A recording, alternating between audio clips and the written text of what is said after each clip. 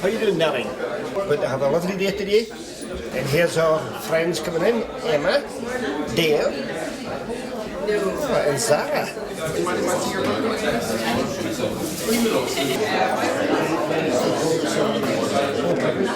Lots and lots of recordings from all over the city, and then we put them into Pro Tools and all that, and used like flanger, time shift, and made the big huge composition. It does actually make me feel quite proud because it's like people are actually taking an interest in what I've done.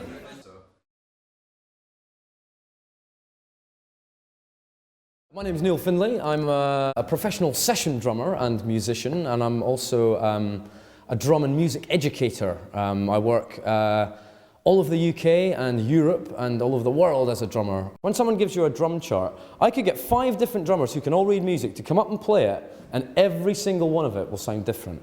Okay? Even though you're reading the same music and the same notes are there, it would sound completely different because everyone's got a slightly different feel on a drum kit, slightly different approach to the way that they play. If I wasn't here today, believe it or not, I would be in Austin, Texas, USA, playing at the South by Southwest Music Festival, which I've played at every year for the past 4 years. Yeah, that's probably what I would be doing this weekend, but as it happens, I'm kind of taking a year out of doing that particular festival because I want to be up here teaching these guys. I think first and foremost, what these guys are probably wanting me to kind of to talk about is the actual way of playing drums, the kind of techniques and the cool stuff that you can put into how you actually play the instrument. But there's also many things kind of linked into that as well. I mean, aside from the actual technical abilities and stuff that people can acquire, there's also things that you've got to know about, like how the whole music industry works. 4/4 tells you that you should always have 4 beats in the bar, all right? But if we're playing 8 notes and you go, hang on, I'm only supposed to have 4 notes in this bar, how come I'm playing 8? That's why we count it in that way, the 1 and 2 and 3 and 4 and. It's possible for anybody at all to make a living in music. And what I'm trying to hopefully do this weekend is to try and just take a little bit of the mystery of that out of the industry, and as well as providing all these guys with all the kind of skills, or trying to improve the skills that they're going to need in order to be able to do that. When I see some drum setups, right, this is what I call the guitar salesman of a drum setup, right? Most drummers have their toms like that, all right? Who's been guilty of that before? Yes, you have your toms like that. Now you kind of think, right, I have them like that because it's just easier. They're facing towards me and it makes it easier.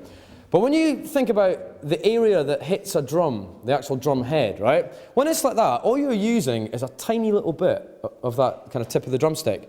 So what you're getting is that kind of sound, all right?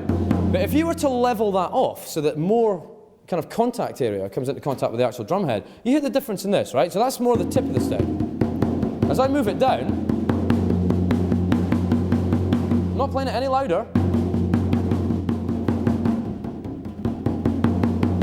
Hear the difference that makes? And that's a huge difference. Things like this would have been invaluable for me to kind of, to have someone that, you know, came up from somewhere where I probably wanted to be able to sit down and ask, just fire questions at them and just find out a little bit more. I've been youth working for a year and I've just been doing the music for a few months, so I'm learning pretty much the same as the youths, but it's all going really well. Music's my passion. It's just really rewarding seeing kids who couldn't even play the drums, seeing them develop so quickly. It's inspiring. Neil Findlay, who's a legend, he's really good, and his stuff's really useful as well. It's really going to help me for teaching as well. So he's superb.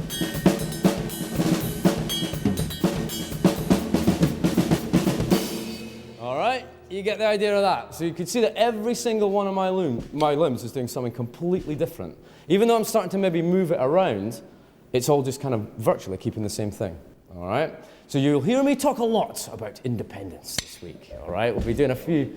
You like that? It's a nice little groove, that, isn't it? It's a cool little groove. I mean, even like right away, some of the techniques I was told, I put into practice last night, and we was recording yesterday as well. And even then, just the information I received yesterday helped me, even in a couple of hours, improve my playing. A massive deal. I work part-time in a kitchen as well, and I'm not doing youth work, so as I say, youth work's pretty much turned my life around. I've actually got a purpose and a bit of a goal now. And whatever you've got the budget for, I would recommend that whatever area of that you use ear protection. And if you can get used to using that, then you'll never have any problems with your hearing at all. Like I said earlier, I still want to be playing drums when I'm 90, and in order for me to do that, I need these. So these get protected all the time. Now, what I'm going to be doing here, as I said, listening is a really important tool for any musician. If you can't listen, you can't be a musician. All right, it's as simple as that. Now, I'm going to test out all you guys listening. All right, because what we're going to do here is something which is called call and response. Right? I'm going to tap a rhythm, and then all you guys are going to play it back to me. Okay, the exact same rhythm.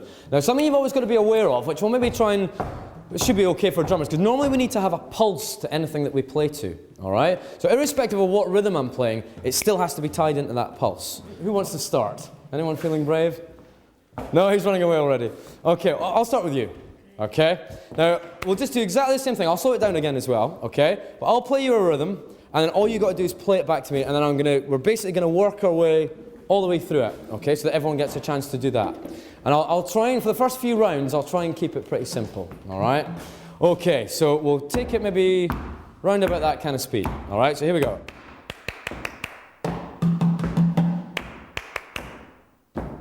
That's it. Oh, you're nearly there. That's cool. And one more, 2, 3, 4. Okay, we'll keep it going.